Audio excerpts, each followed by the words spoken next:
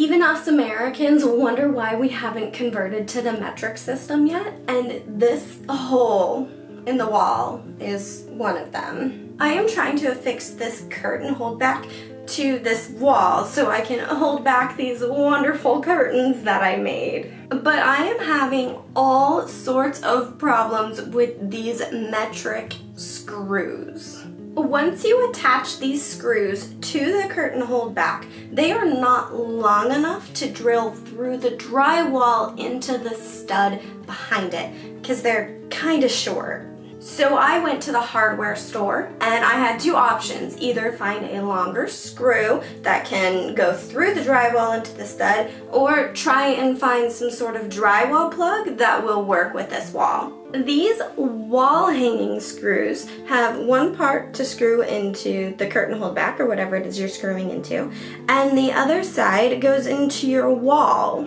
And even though that's standard for a wall hanging screw, I don't have access to a metric wall hanging screw. I can only get access to American wall hanging screws, which will not screw into my curtain holdbacks. So my other option was to get a drywall plug, which we found no problem. It's a normal drywall plug and it fits this metric screw just fine. But the other side of my window, the one over there, it's all stud on that side. And this little drywall plug will not work with that side of my window. So I can't get a longer metric wall hanging screw, and my drywall plugs won't work.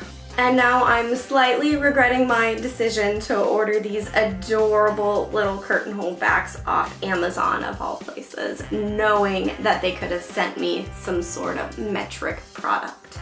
But I am not a quitter. I'm not gonna just keel over and die like this fly that just died of heat exhaustion in this room this morning. No, I'm not giving up. I have another plan. I have wood slices for craft projects, and I'm thinking that I can possibly screw the curtain holdback into the wood slice and then nail or screw the wood slice to the wall and screw it like all the way into that stud behind the drywall, and then like maybe it'll stay up.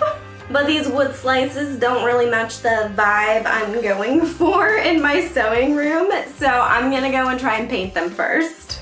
I started with a dark purple paint and coated the surface of my wood slices. I mixed white paint into the purple to make a lighter purple, and used that lighter purple to make about 10 dots around the edge of the circle. I mixed hot pink into that purple to make a light pink, and placed light pink dots in between my light purple dots.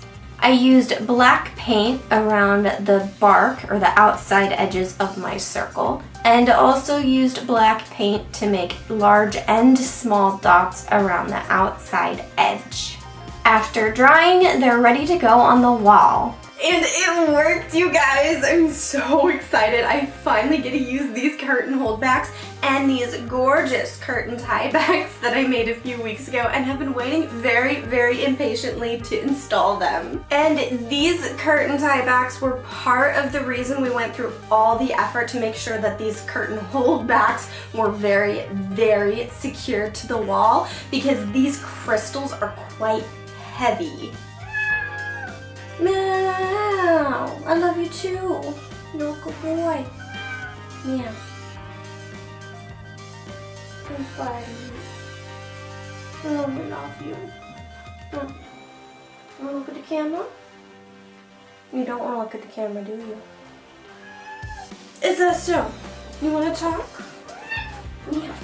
He wants me to chase him.